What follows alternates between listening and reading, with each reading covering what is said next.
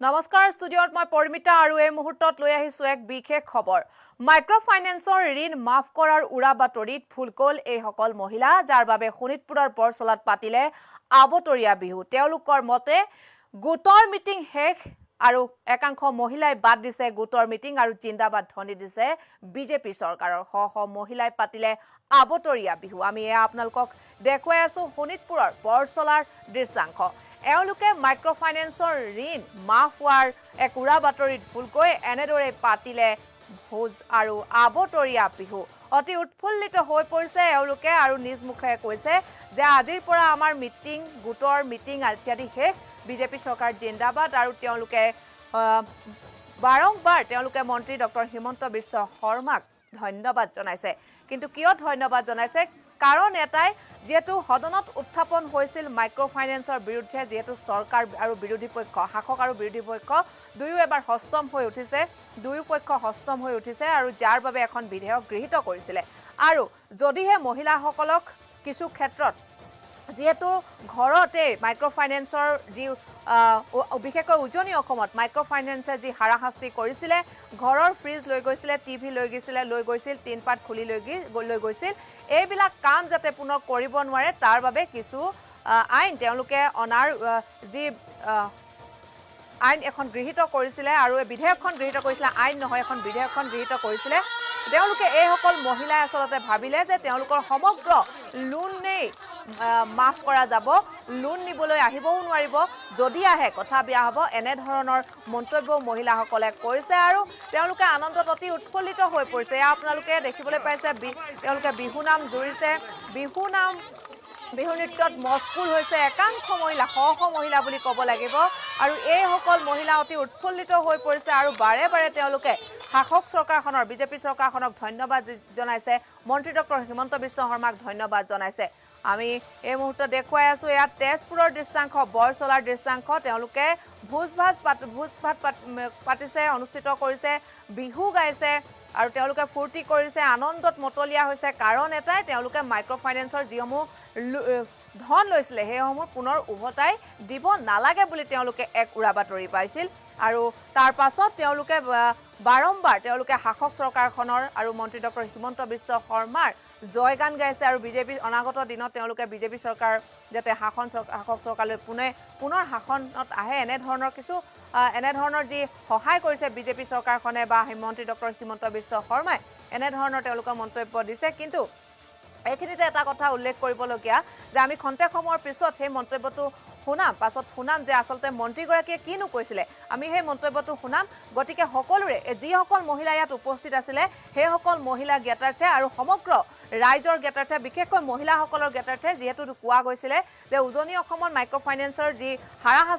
Micro ফাইনেন্সৰ হাৰাশাস্তিৰ সন্মুখীন হৈছিলে বহু সংখ্যক মহিলা বিশেষকৈ মহিলাসকলকে টাৰ্গেট কৰি লোৱা হয় আৰু তেওঁলোককে ঋণ লোৱাৰ নামত তেওঁলোকক হাৰাশাস্তিজন কৰা হয় গতিকে সেই সকল মহিলাই অতি মনোযোগ দি এই মন্তব্যটো শুনিব আৰু তাৰ পাছতহে আপোনালোকে জানক ইয়াৰ কাৰণ জানক আৰু ইয়াত কি মন্তব্য দিয়া হৈছে কি কৰা হৈছে ভাষণটো শুনি ল'ব তাৰ পাছতহে আপোনালোকে এনেদৰে ফূৰ্তি কৰক আৰু আচলতে তাতে কি কোৱা হৈছে তাত কোৱা হৈছিল যে আচলতে মাইক্ৰ ফাইনেন্সে এনেদৰে ঘৰলৈ গৈ আপোনাক হাৰাশাস্তি কৰিব নোৱাৰিব ধন বিচাৰি আপোনাৰ টকা নাপালে আপোনাৰ যি লোন দিবলগীয়া আছে সেই ঋণ যদি আপুনি দিবলৈ অসমৰ্থ হয় তেন্তে আপোনাৰ ৰাজ্য চৰকাৰে এইটো কথাও চিন্তা কৰিছে যে নগদ ধন দি হ'লেও মহিলাগৰাকীক সহায় কৰাৰ কথা চিন্তা কৰি আছে লগতে কোৱা হৈছিল যে যদিহে এনেধৰণে হাৰাশাস্তি কৰে তেন্তে তিনপাত খুলি লৈ যোৱা ফ্ৰিজ লৈ যোৱা টিভি লৈ যোৱা ইত্যাদি বিভিন্ন ধৰণৰ কথা আমি বাতৰি আকাৰে প্ৰকাশ কৰিছিলোঁ পৰিৱেশন কৰিছিলোঁ আহিছিল আমালৈ সেই খবৰ তাৰ পাছত চৰকাৰৰ বিভাগীয় যি কৰ্তৃপক্ষ বা চৰকাৰৰ মানুহ বা মন্ত্ৰী ডক্টৰ হিমন্ত বিশ্ব শৰ্মা যেতিয়াই উজনি অসমলৈ গৈছিল তেতিয়াই তাত তেওঁ শুনিবলৈ পাইছিল যে মহিলাসকলে তেওঁক অতি দুখেৰে জনায় যে মাইক্ৰ ফাইনেন্সে কি দুৰ্গতি কৰিছে কি হাৰাশাস্তি কৰিছে গতিকে এনেবোৰ কথাৰ ওপৰত চালিজাৰি চাই তেওঁলোকে জনাইছিল যে মাইক্ৰ ফাইনেন্সৰ বিৰুদ্ধে সজাগ আমি হ'ব লাগে আৰু সজাগ হৈছোঁ মাইক্ৰ ফাইনেন্সে যাতে মহিলাসকলক হাৰাশাস্তি কৰিব নোৱাৰে এনে এখন বিধেয়ক উত্থাপন কৰিছিল গৃহীত কৰিছিল বিধানসভাৰ শীতকালীন অধিৱেশনৰ আৰু তৃতীয় দিনা এই অধিৱেশনখনৰ তৃতীয় দিনা তেওঁ এইখিনি কথা উল্লেখ কৰিছিল আৰু তাৰ পাছতে আমি সেই খবৰ প্ৰকাশ কৰিছিলোঁ বিভিন্ন সংবাদ মাধ্যমত সেই খবৰ প্ৰকাশ কৰিছিলে আৰু তাৰ পাছতে উৎসাহৰ ঢল দেখা পোৱা গৈছে এয়া তেজপুৰৰ বৰচলাত আৰু মই ইয়াতে মহিলা কেইগৰাকীয়ে যি মন্তব্য প্ৰদান কৰিছে আমি পোনপ্ৰথমে একাধিক্ৰমে মন্তব্যকেইটা শুনাই ল'ব বিচাৰিছোঁ আপোনালোকে শুনক এই মন্তব্যকেইটা তেওঁলোকে এই মহিলা কেইগৰাকীয়ে কি কৈছে আচলতে তেওঁলোকে কি ভাবিছে আৰু তাৰ পাছত আমি মন্ত্ৰী ডক্টৰ হিমন্ত বিশ্ব শৰ্মাৰ মন্তব্যটো শুনাম তাৰ পাছত আপোনালোকে গম পাব আচলতে ঘটনা কি আমাৰ ইয়াতে ভোজ ভাতৰ আয়োজন মানে আবতৰীয়া বিহু পতাৰ নিচিনা হৈছে কাৰণ কিয় আজি আমি যিমান মাইক্ৰ' ফাইনেন্স যিমান আমি ঋণ লোৱা ঋণত ডুব গৈ আছিলোঁ সেই ঋণৰ পৰা আজি আমাক হিমন্ত ছাৰে মুক্তি দিছে আমাক আজি সেই মুক্তিৰ পৰা আমি হেৰি পাই কিনে আমি আজি আমাৰ যিমান আমি লোন লৈছিলোঁ সেইখিনি গোটেই পইচা উঠাই দিয়া বুলি কৈছে হিমন্ত ছাৰে নিজে কৈছে আৰু আমি সেই নিউজটো আমি পাইছোঁ পোৱাৰ কাৰণে আজি টিভিত পাই কিনে আমি চেনেলত পাই কিনে আজি আমি এইখিনি কৰিছোঁ সেইটো আইন নহয় সেইটো উঠাই দিয়া বুলিয়ে কৈছে নালাগে আমি উভতাব নালাগে বুলি কৈছে আকৌ হয় আকৌ যোনে আমাৰ মাইক্ৰ' ফাইনেন্স যোনে আমাৰ ঘৰত আহিব তেওঁলোকৰ 6 মাহ জেল হ'ব বুলি কৈছে হয় জেল হ'ব বুলি কৈছে গতিকে কোনো এজেণ্ট আমাৰ ঘৰত আহি পেলাই আমাক প্ৰেছাৰ দিব নোৱাৰে আমাক প্ৰেছাৰ দিয়াৰ যুক্তি নাই গতিকে আমাৰ জেল নহয় তেওঁলোকৰ জেল হ'ব হয় তাৰ কাৰণে আজি আমি ফূৰ্তি কৰিছোঁ মাছ আছে মাংস আছে ডিম আছে পাপৰ আছে মাঘৰ বিহু বুলিয়ে নহয় আমি এইটো চব ফালৰ পৰা আমি ভাল পাইছোঁ মানে ফূৰ্তি কৰিছোঁ হেমন্ত বিশ্ব শৰ্মাক আমি ধন্যবাদ দিছোঁ আমাক যিহেতু উদ্ধাৰ কৰিছে কাৰণ বহুত মহিলা বিপদত পৰিছে কিছুমানে দিব পৰা নাই কিছুমানে সম্পত্তি বিক্ৰী কৰিছে কিছুমান ভাঙি গৈছে কিছুমানে ছুইচাইড হৈ গৈছে সেইটো কাৰণে এতিয়া উভতাই এতিয়া নিদিওঁ আৰু বহুত দিলোঁ আৰু বহুত লৈছোঁ বহুত দিছোঁ এতিয়া আমাৰ অলপ আছে সেইখিনি আমাক হিমন্ত বিশ্ব শৰ্মাই ৰেহাই দিছে আমি এইটো কাৰণে আমি ৰেহাই পাইছোঁ কাৰণে বহুত আমাৰ আনন্দ লাগিছে ফূৰ্তি লাগিছে বহুত ভাল লাগিছে বিশেষ ধন্যবাদ দিছোঁ হেমন্ত বিশ্ব শৰ্মাক ছাৰ 1 টকাও নিদিওঁ আৰু আহিলে কিন্তু কথা বেয়া হ'ব আমি সেইটো জানো ভোজ খোৱা নাই ভোজ খাই আমি আনন্দ কৰিম আজিৰ পৰা আমাৰ মিটিং গুড এয়া আপোনালোকে মহিলা কেইগৰাকীৰ মন্তব্য শুনিলে আৰু মন্তব্যত কৈছে তেওঁলোকে আজিৰ পৰা আমাৰ গোটৰ মিটিং শেষ আৰু আমি হিমন্ত বিশ্ব শৰ্মাক ধন্যবাদ জনাইছোঁ কিয়নো তেওঁ আমাক মাফ কৰি দিছে ঋণ আৰু তেওঁৰ চৰকাৰেও মাফ কৰি দিছে ঋণ এনেধৰণৰ তেওঁলোক আচলতে উৰা বাতৰিহে তেওঁলোকে সন্মুখীন হৈছে উৰা বাতৰিত আচলতে তেওঁলোক ভুল গৈছে এয়া আচলতে তেওঁলোকে যি বাতৰি আমি সম্প্ৰচাৰ কৰিছিলোঁ সেই বাতৰি কিন্তু এয়া নহয় তেওঁলোকে এই উৰা বাতৰিত ভুল গৈছে আচলতে মন্ত্ৰীগৰাকীয়ে কিনো কৈছিল সেই মন্তব্য শুনাম আৰু কিন্তু পুনৰ জনাই থৈছোঁ বৰচলা তিতাবৰ ক্ষমা কৰিব তেজপুৰৰ যি বৰচলাৰ একাংশ মহিলাই শোণিতপুৰৰ বৰচলাৰ এনেদৰে ভোজ ভাত আৰু আবতৰীয়া বিহুৰ আয়োজন কৰিলে তেওঁলোকৰ মতে কৈছে যে আজিৰ পৰা গোটৰ মিটিং বাদ দিছোঁ আৰু জিন্দাবাদ দিছে বিজেপি চৰকাৰৰ বিজেপিৰ চৰকাৰৰ যি জিন্দাবাদ ধ্বনি দিছে তেওঁলোকে আৰু শ মহিলাই পাতিছে আবতৰীয়া বিহু লগতে আয়োজন কৰিছে ভোজ ভাতৰ কিয়নো তেওঁলোকে উৰা বাতৰিত এক ভুল গৈছে তেওঁলোকে ভাবিছে যে মাইক্ৰ' ফাইনেন্সৰ যিসমূহ ঋণ লৈছিলে সেই ঋণসমূহ মাফ কৰি দিছে আৰু এনেধৰণৰ এক উৰা বাতৰিত তেওঁলোকে ভুল গৈছে আচলতে মন্ত্ৰীগৰাকীয়ে কি কৈছিলে সম্পূৰ্ণৰূপে আমাৰ হাতত মন্তব্যটো আছে এইবাৰ পোনে আমি সেই মন্ত্ৰী ডক্টৰ হিমন্ত বিশ্ব শৰ্মাৰ মন্তব্যটো আগবঢ়াইছোঁ কিন্তু তাৰ পূৰ্বে কওঁ আমালৈ এই খবৰ প্ৰেৰণ কৰিছে ৰাজেশ মণ্ডল মাইক্ৰ' ফাইনেন্স কোম্পানীবিলাকে আমাৰ সমাজ ব্যৱস্থাটোত অত্যন্ত প্ৰতিকূল প্ৰভাৱ পেলাইছে আজি এনেকুৱা হৈছে যে আমাৰ বহু মহিলাই আত্মহত্যা কৰিছে মহিলাসকলৰ নিজৰ ভিতৰতে গাঁৱত কাজিয়া পেচাল কৰিছে ইগৰাকী সিগৰাকী মহিলাৰ লগত কাৰণ এগৰাকী মহিলাই টকা ঘূৰাই নিদিলে বাকি 9 গৰাকী মহিলাৰ ওপৰতো এই এজেণ্টসকলে অত্যাচাৰ কৰে ঘৰৰ ভিতৰত সোমাইছে টিভি ভাঙিছে গোহালিৰ গৰু কাঢ়ি আনিছে আনকি এজেণ্টসকলে টিংপাত কঢ়িয়াই আনিছে আৰু মই ভাবোঁ যে এইটো কথা সঁচা হ'ব নালাগে সঁচা হোৱা উচিত নহয় কিন্তু মোক বহুত মহিলাই আহি লগ কৰি কৈছে যে ছাৰ আমাৰ কিছু মহিলাই আনকি নিজৰ সতীত্বৰ লগতো কম্প্ৰমাইজ কৰিছে টকা ঘূৰাই দিবৰ কাৰণে মই ভাবোঁ যে এইটো সঁচা নহওক এনেকুৱা কথা সঁচা নহয় কিন্তু তেওঁলোকে এই কথাবোৰ কৈছে আজি আমাৰ অসমত এক প্ৰকাৰ যোৱা CA আন্দোলনৰ আগত এক প্ৰকাৰ উজনিত মহিলাসকল ৰাজপথতে আছিল এই মাইক্ৰ' ফাইনেন্স কোম্পানীৰ বিৰুদ্ধে আজি RBIৰ ফালৰ পৰা কোৱা হৈছে যে এওঁলোকক আমি ৰেগুলেট কৰোঁ মইতো অত্যন্ত আনন্দিত হ'ম কাৰণ ষ্টেট গভৰ্ণমেণ্টৰ মেকানিজম নাই এওঁলোকক ৰেগুলেট কৰাৰ কাৰণে কাৰণ ডিসি অফিসত সুদৰ হিসাব কৰাৰ কাৰণে কোনো ব্যৱস্থা নাই যে কোনে কিমান সুদ দিব লাগিছিল আমাৰ লগত তেওঁলোকৰ ডিসক্লোজাৰ নাই যে এগৰাকী মহিলাক কেইটা লোন দিলে যদি ৰিজাৰ্ভ বেংক অফ ইণ্ডিয়াই তেওঁলোকক ৰেগুলেট কৰে আমি ভাল পাওঁ কাৰণ তেতিয়া বেংকসমূহে এমএফআই সমূহে লাইনৰ বাহিৰত যাব নোৱাৰে কিন্তু আজি দুৰ্ভাগ্য যে আৰবিআই ফালৰ পৰা স্পষ্ট গাইডলাইন থকাৰ পিছতো সেই গাইডলাইন বিলাক ইমপ্লিমেন্ট নোহোৱা কাৰণে আজি অসমৰ সমাজ জীৱনত এক ভয়ংকৰ প্ৰত্যাহ্বান আহি পৰিছে আজি অধ্যক্ষ মহোদয় আৰবিআইৰ কোডত লিখা আছে যে দুটাতকৈ বেছি লোন দিব নোৱাৰে কিন্তু এগৰাকী মহিলাক 5টা লৈকে লোন দিছে ক'ৰ পৰা ঘূৰাই দিব চাহ বাগিচাৰ মহিলা যোনে মিনিমাম ৱেজ নাপায় তেওঁলোকক লোন দি থৈ আহিছে 5 লাখ টকা ক'ৰ পৰা লোন ঘূৰাই দিব আৰু লোন ঘূৰাই নিদিলে এজেণ্টসকলে ঘৰত গৈ উৎপাত আৰম্ভ কৰিছে আমাৰ বাজেটত আমি কৈছিলো যে যিসকল মহিলা আজি এই ব্যৱস্থাত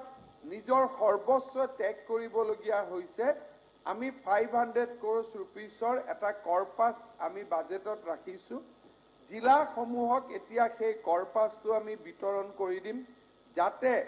যিখিনি মহিলা একেবাৰে বিপদত আছে তেওঁলোকক যাতে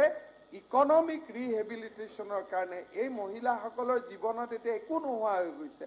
তেওঁলোকক ইকনমিক ৰিহেবিলিটেশ্যনৰ কাৰণে আমি 500 কোটি টকা বাজেটত ৰাখিছো প্ৰয়োজন হলে অহাবাৰ নিৰ্বাচনৰ পিছত সৰকাৰ জুনে নকৰক কিয়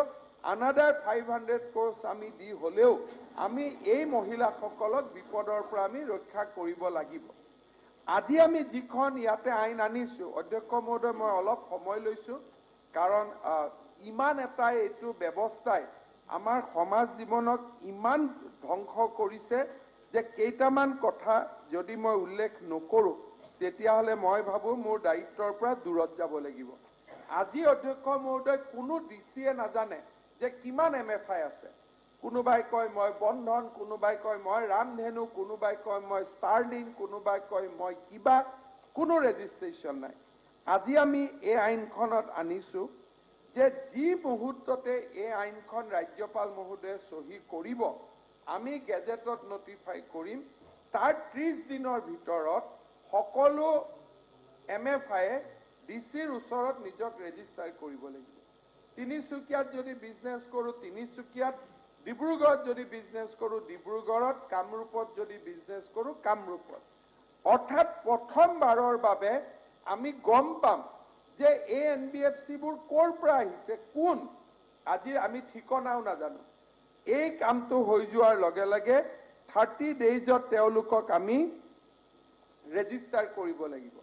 আমি এই বিলত আনিছো যে 30 ডেইজৰ ভিতৰত যদি ৰেজিষ্টাৰ নকৰে তাৰ পিছত যদি তেওঁলোকে লোন দিয়ে তেওঁলোকক ডিসি সকলে গ্ৰেপ্তাৰ কৰিব পাৰিব তেওঁলোকক অসমৰ পৰা বাহিৰ কৰি দিব পাৰিব উইদাউট ৰেজিষ্ট্ৰেচন কাকো লোন দিব নোৱাৰিব ইয়াৰ পিছত অধ্যক্ষ মহোদয়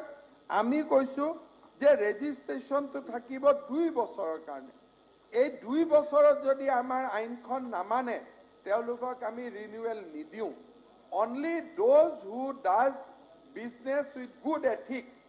তেওঁলোকেহে ৰিনিউৱেল পাব বাকি সকলে ৰিনিউৱেল তেওঁলোকে নাপাব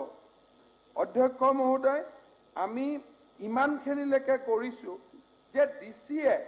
যদি নিজেও গম পায় পেপাৰত পঢ়িলে নিউজত পঢ়িলে কোনোবা এমএলএ কলে যে এই গ্ৰুপৰ এজেন্টে গৈ অমুকক অত্যাচাৰ কৰিছে ডিসিয়ে উইদাউট এনি কমপ্লেইন মতো অৰ্থাৎ উইদাউট এনি ৰিটেন কমপ্লেইন মহিলাসকলেতো কমপ্লেইন দিব ভয় কৰে গতিকে বিধায়ক এজনে কমপ্লেইন দিলেও বা পেপাৰত নিউজ এটা পালেও ডিসিয়ে মতো ইনকুৱাৰী কৰি সেই ৰেজিষ্ট্ৰেচনটো কেনসেল কৰিব পাৰিব আমি বহুত বেছি সিগনেল প্ৰভিজন আনিছো তাৰ পিছত আমি লিখিছো যে যদি দুজনতকৈ ৰিজাৰ্ভ বেংকৰ মডেল কোড অফ যিখন আমাৰ তেওঁলোকে এখন এসওপি দিছে বা তেওঁলোকে এখন মডেল গাইডলাইন দিছে তাত কৈছে যে দুটাতকৈ বেছি লোন দিব নোৱাৰিব আমি এই আইনত কৈছো যে এটা এমএফআই এগৰাকী মহিলাক দুটা MFI হে লোন দিব পাৰিব, বেলেগে আৰু লোন দিব নোৱাৰে। এতিয়া সমস্যা হৈছে দুটাই লোন দিয়ে, দুটাই লোন ঘূৰাৰ আগতে আৰু পেন কাৰ্ডখন লৈ পেলাই এটাই লোন দিয়ে, পেন কাৰ্ডখন যোৱাৰ পিছত ভোটাৰ লিষ্টখন লৈ এটাই লোন দিয়ে, এটাই ৰেচন কাৰ্ডখন লৈ লোন দিয়ে, অৰ্থাৎ পাঁচটা, এটা ইলেক্ট্ৰিচিটি বিলখন লৈ দিয়ে, ৰেকৰ্ডত এগৰাকী মানুহৰে ইলেক্ট্ৰিচিটি বিলৰ ওপৰত এবাৰ লোন দিয়ে, পেন কাৰ্ডখনৰ ওপৰত এবাৰ লোন দিয়ে, এবাৰ টেলিফোন বিলৰ ওপৰত লোন দিয়ে। এটা অকথ্য, যিমান বেয়া হ'ব পাৰে তাতকৈ বেছি বেয়া কৰি আজি মহিলাসকলক তেওঁলোকে গোটেই বান্ধি লৈছে, 5টা 6টা 8টালৈকে লোন দি। এতিয়া আমি সিদ্ধান্ত লৈছো যে দুটাতকৈ লোন দিব নোৱাৰিব। চাহ বাগিচাৰ শ্ৰমিকসকল দে আৰ ভালনাৰেবল। আজি মিনিমাম ৱেজক লৈ বিতৰ্ক চলি থাকে। আমি কৈছো যে পাৰ্মানেণ্ট টি গাৰ্ডেন লেবাৰক যদি পৰিয়ালৰ এজনেহে বাগানত কাম কৰে 30,000তকৈ ওপৰত লোন দিব নোৱাৰিব, আৰু দুজনে যদি কাম কৰে 50,000তকৈ ওপৰত লোন দিব নোৱাৰিব। আৰু যিসকল BPL, যিসকলৰ মিনিমাম ৱেজ আৰ্নিং নকৰে তেওঁলোকক লোন দিব নোৱাৰিব। আমি বিলখনত কৈছো যে তেওঁলোকক চৰকাৰী আঁচনি দিয়া হ'ব, আত্মসহায়ক গোটৰ দিয়া হ'ব, NRLM-ৰ আঁচনি দিয়া হ'ব, অৰুণোদয় দিয়া হ'ব, চৰকাৰী আঁচনি দিয়া হ'ব, কিন্তু যিসকলক লোন ঘূৰাই দিয়াৰ কোনো কেপাচিটি নাই তেওঁলোকক MFI বিলাকে লোন দিব নোৱাৰিব। অধ্যক্ষ মহোদয়, আমি ইয়াত কৈছো যে ফ্লাড যদি আহে, আন যদি নেচাৰেল কেলামিটি আহে, তেতিয়ালৈকে 3 মাহলৈকে তেওঁলোকে সুদৰ ওপৰত মৰেটৰিয়াম দিব লাগিব। অধ্যক্ষ মহোদয়, ইয়াৰ উপৰিও আমি কৈছো যে ইয়াত আটাইতকৈ আমি যদি চাব যাওঁ, আমাৰ মহিলা সমাজে ভাল পাব যে যিটো আমি 7(4) আমি যিটো ক্লজ ৰাখিছো, যে ইয়াত আমি কৈছো যে কোনো ধৰণৰ এজেণ্টে কাৰো ঘৰত গৈ উৎপাত কৰিব নোৱাৰিব। 14(1) Microfinance institution or money lending agency or organization shall not deploy any agent. তাৰমানে কোনো এজেণ্ট থাকিবই নোৱাৰিব, তেওঁলোকে অফিচ যাব লাগিব, মাজত এজেণ্ট থাকিব নোৱাৰিব। এই এজেণ্টবিলাকে মহিলাসকলক শোষণ কৰে, মহিলাসকলৰ আজি সুবিধা লৈ আছে, তেওঁলোকে আনডিউ এডভান্টেজ মহিলাসকলৰ পৰা লৈছে। মই ভাবো অধ্যক্ষ মহোদয়, দিছ বিল, এইখন যদি আজি মই কওঁ যে এইখন যোৱা 5 বছৰত এই সদনত আমি যিমান আইন পাছ কৰিলো, এইখনে আটাইতকৈ অন্তত মই কম যে this is the best piece of legislation, যিখন আমি অসমৰ মহিলা সমাজৰ কাৰণে আজি আমি উৎসৰ্গিত কৰিছো। অধ্যক্ষ মহোদয়, মই অলপ কেয়াৰফুল হ'ব খুজিছো। এই আইনখন যোৱাকালি এই আইনখন আমি হাউচত লেণ্ড কৰাৰ আগতেই RBIৰ পৰা চিঠি আহিছে যে এই বিলখন হাউচত লে কৰাৰ আগতে আমাৰ লগত কনসাল্ট কৰিব। তেতিয়া আমি উত্তৰ দিছো যে it is a privilege of house. RBI ক'ব নোৱাৰে যে হাউচত কি লে হ'ব আমি আপোনালোকৰ লগত আগত শ্বেয়াৰ কৰিম। সেই চিঠিখনৰ ফলো আপ কৰি যোৱাকালি এই বিলখন হাউচত লে হোৱাৰ লগে লগে RBIৰ পৰা তুৰন্ত চিঠি আহিছে যে এইখনৰ ওপৰত আপোনালোকে বিল কৰিলে এইখিনি সংশোধন কৰক। তাৰমানে বিল আইন পাছ হোৱাই নাই, গভৰ্ণৰ মহোদয়ৰ এছেন হোৱাই নাই, আৰু হাউচে যদি কিবা আইন ভুল কৰে তাৰ সংশোধন কৰিবৰ কাৰণে কোৰ্ট আছে, কোৰ্টে কাৰেক্ট কৰিব,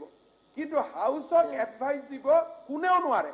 আজি ইচ্ছা কৰিলে মইতো ইয়াত যদি RBI চিঠিখন আনি দিওঁ, the same officer of RBI will be forced to be under privilege যে আপুনি এইটো কাম কিয় কৰিলে, they have to face the privilege of this August house। তাৰমানে মই ক'ব খুজিছো যে এই বিলখনো পাৰ কৰাই কোৰ্টেদি আগুৱাই লৈ যোৱা it will be tough road ahead. কাৰণ মই দেখিছো যে এই সময়ছোৱাৰ মাজতেই লাষ্ট 48 আৱাৰ্ছত যিটো ডেভেলপমেণ্ট, যিটো ডকুমেণ্টেড ডেভেলপমেণ্ট, মই RBI গভৰ্ণৰ মহোদয়ক চিঠি এখনো লিখিব খুজিছো, because either knowing him personally, he is a very reputed person, India's finance secretary asile, Indian Administrative Serviceor he has a very distinguished service career. তেওঁক মই নোটিছত আনিব খুজিছো যে এখন যিখন বিল which is property of this house, how RBI can come in between? Even central government ভুল আইন কৰিলেও আমাৰ মাজত নাহে, গভৰ্ণৰক এডভাইচ দিব যে আপুনি এখনত এছএন নিদিব বুলি গভৰ্ণৰলৈকে চিঠি লিখিব, because there is a constitutional mechanism. কিন্তু তলৰ কোনোবা বিষয়া তলৰ কোনোবা মানুহে ইমান ইণ্টাৰেষ্ট লৈ আছে অন দিছ বিল, তেতিয়া মই ভাবিছো দা চেলেঞ্জেছ বিফৰ আছ, কিমান ডাঙৰ চেলেঞ্জৰ এই হাউচ প্ৰত্যাহ্বানৰ সন্মুখীন হ'ব লাগিব। এই কথাখিনি মই বিৰোধী দলৰ প্ৰতি এইকাৰণে কৈছো যে এই বিলখন আমি আনোতে লেজিসলেটিভ ডিপাৰ্টমেণ্ট আৰু আমাৰ ষ্টেণ্ডিং কাউন্সিলৰ আমি ভেটিং লৈ আনিছো। এতিয়া যদি আমি কিবা ইয়াত এমেণ্ডমেণ্ট ইনক্লুড কৰো without vetting of the legislative department or our advocate, হয়তো এটা বা দুটা শব্দৰ কাৰণে গোটেই বিলখনে কোৰ্টত গৈ ষ্ট্ৰাইক ডাউন হৈ যাব পাৰে। সো আণ্ডাৰ দিছ সিচুৱেশ্যন মই ভাবো যে এই বিলখন আজি আমি কোনো টাচ নকৰাকৈ, বিকজ এই বিলখনত ইয়াত বহুত মানুহৰ পিছফালে they have put lot of effort to draft this bill, ইয়াত যদি দাড়ি কমাটাও বদলাই দিওঁ কোৰ্টত কি অৱস্থা হয়, although house has the power, কিন্তু এই পাৱাৰটো ইউটিলাইজ কৰাৰ ফলত কি ধৰণৰ এই বিলখনৰ অৱস্থা হয় মই নাজানিম। সেইকাৰণে মই বিৰোধী দলপতি ডাঙৰীয়াক ৰিকুৱেষ্ট কৰিম যে আজি আমি ইয়াত কোনো এমেণ্ডমেণ্ট পুছ কৰিব নালাগে, বাট যদি আমি ভাবো যে this bill is not adequate enough to protect our women's or our mothers and sisters,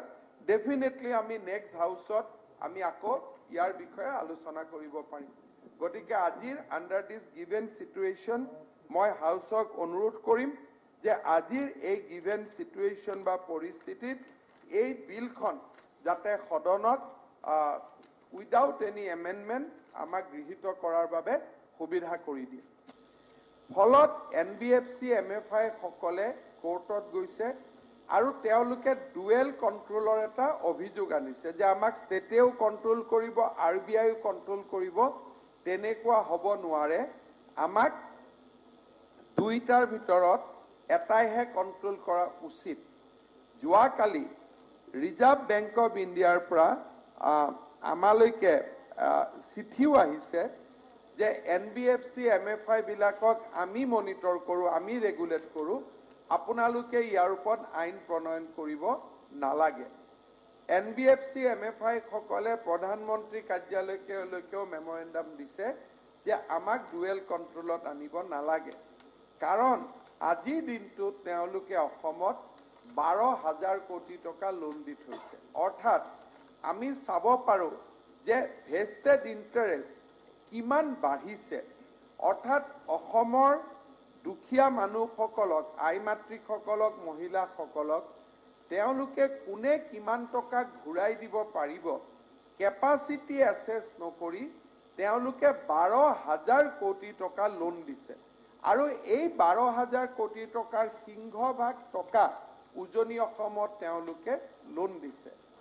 তাৰ ফলত আজি উজনি অসমত মই বিৰোধী দলপতি ডাঙৰীয়াৰ লগত মই এগ্ৰী কৰোঁ যে উজনি অসমৰ আমাৰ সমাজ ব্যৱস্থাটোত আৰু সমগ্ৰ অসমতে মাইক্ৰ' ফাইনেন্স